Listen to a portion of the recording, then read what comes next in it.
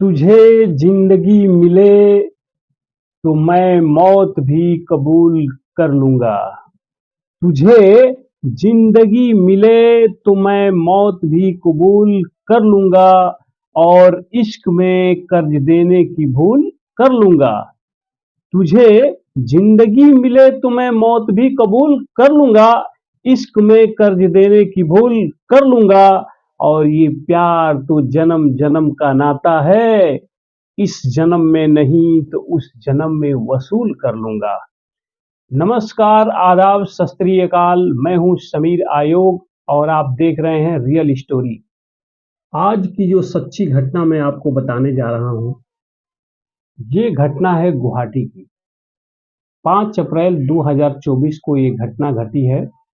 गुवाहाटी के एक 5 star hotel में, रेडिसन ब्लू उस होटल का नाम है, वहां पे ये घटना घटी है।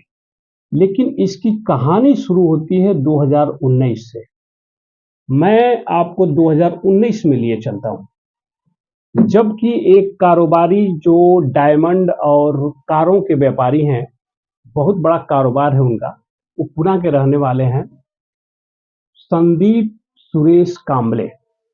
ये 39 साल के एक कारोबारी हैं, जो कि अपने कारोबार के सिलसिले में कभी कलकत्ता, कभी मुंबई, कभी दिल्ली आया जाया करते थे। ये 2019 की घटना मैं बता रहा हूँ, बात मैं बता रहा हूँ। 2019 में वो कलकत्ता के लिए जाते हैं अपने बिजनेस के सिलसिले में। कलकत्ता के एयरपोर्ट के पास एक रेस्तरा में एक लड़की से उनकी मुलाकात होती है, जिसका नाम होता है अंजलि। अंजलि उस समय 20 साल की थी और वो रेस्तरा में काम करती थी। संदीप उस रेस्तरा में मिलते हैं उस अंजलि नाम की लड़की से और अंजलि उनको वहां पसंद आ जाती है। उससे कुछ बातचीत होती है उनकी और उसी बीच उनसे वो नंबर ले लेते हैं।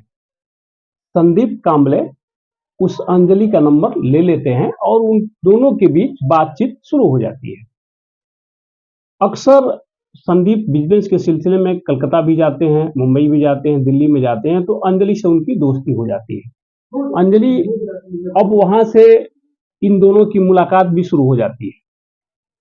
2019 में जहां भी वो जाता था, 20 में, 22, 21 में, 22 में, वो जब भी मतलब इन दोनों के बीच जो भी बातें थी, प्यार था, मोहब्बत था, इन दोनों में इजहार हो जाता है। और ये जो संदीप था, अंजलि को महंगे महंगे गिफ्ट देना शुरू कर देता है। अंजलि को ये सब चीजें अच्छी लगती हैं और वो हमेशा वो उसके साथ रहना पसंद करती है, इसलिए कि बाई एयर वो घुमा करते थे, जहाज से उसको लेके जाया करता था, कहीं रेस्टोरेंट में, 5 स्टार होटल में रुका करते थे।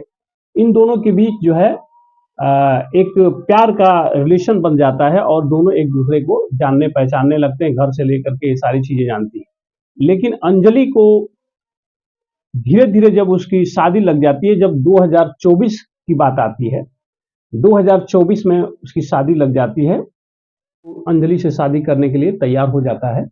अंजलि अब संदीप से पीछा छुड़ाना चाहती है, अपना मोबाइल नंबर बंद कर देती है और जो भी सोशल मीडिया के प्लेटफॉर्म है वो सब जगह से उसको हटा देती है। और इस बात को जब संदीप देखता है, उससे बात करने की कोशिश करता है, तो उसको रिस्पांस नहीं मिलता है।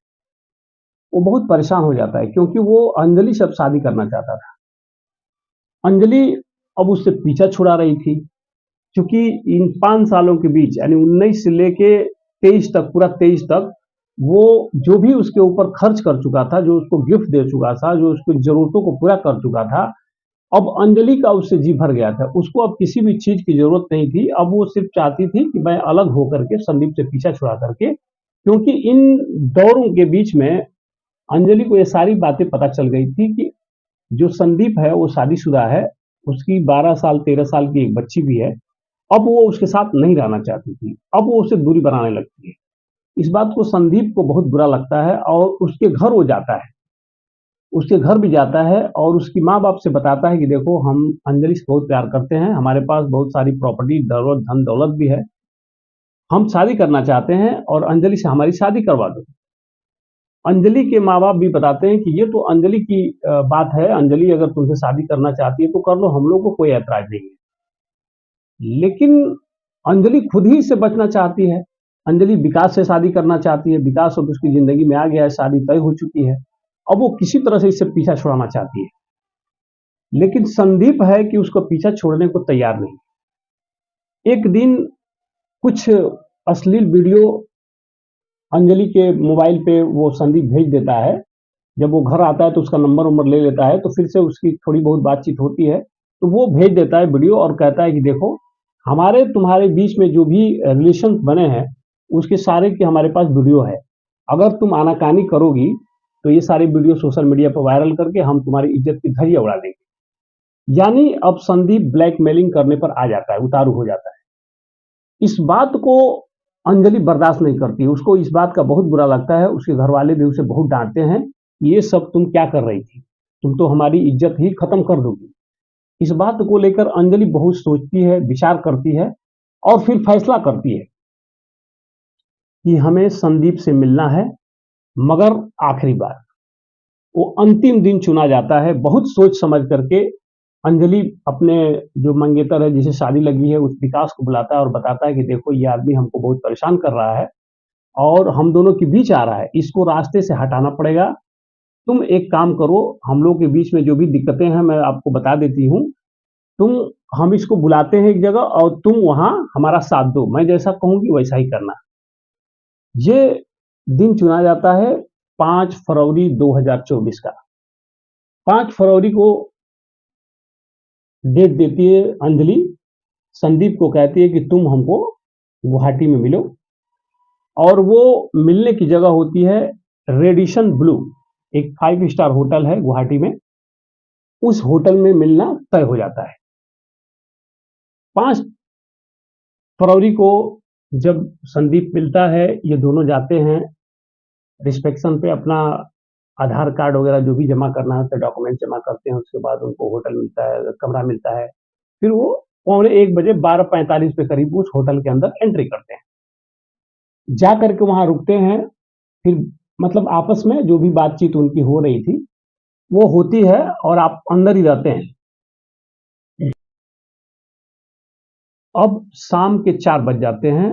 अंजलि और संदीप दोनों कमरे के अंदर रहते हैं। कमरा नंबर होता है 922। उस कमरे में दोनों अंदर हैं।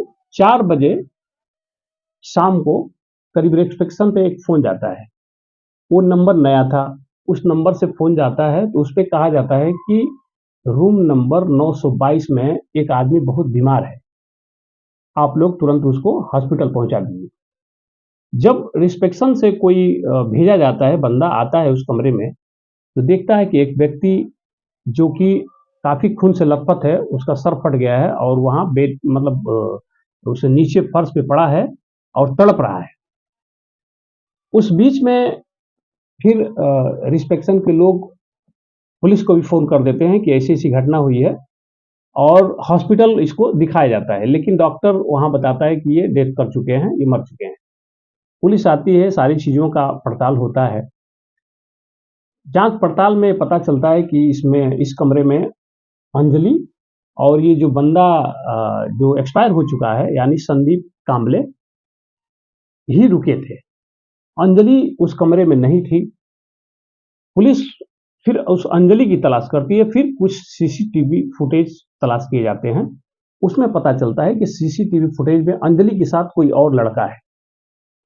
उस लड़के की जब छानबीन की जाती है तो पता चलता है कि वो अन्य फ्लोर पे यानी उसी होटल में ऊपर वाले फ्लोर पे रुका हुआ था, जो अंजलि के साथ जा रहा था। अब उसका जब डिटेल निकाला जाता है तो उसका पता चलता है कि वो उसका नाम है विकास।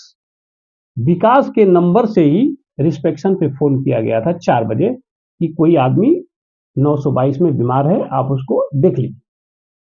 पुलिस इन सब कड़ियों को जोड़ती है। फिर विकास को भी गिरफ्तार किया जाता है और अंजलि को भी गिरफ्तार किया जाता है। जब दोनों की गिरफ्तारी होती है तो इन लोगों से पूछा जाता है कि ये मतलब कैसे हुआ, ये संदीप को जानती हो? तो बताती है कि हाँ, हम जानते हैं, इनको हम 4-5 साल से जानते हैं, ये पुणे के रहने वाले हैं और मेरा घर यहाँ नहीं है, लेकिन हम एक दूसरे को जानते हैं।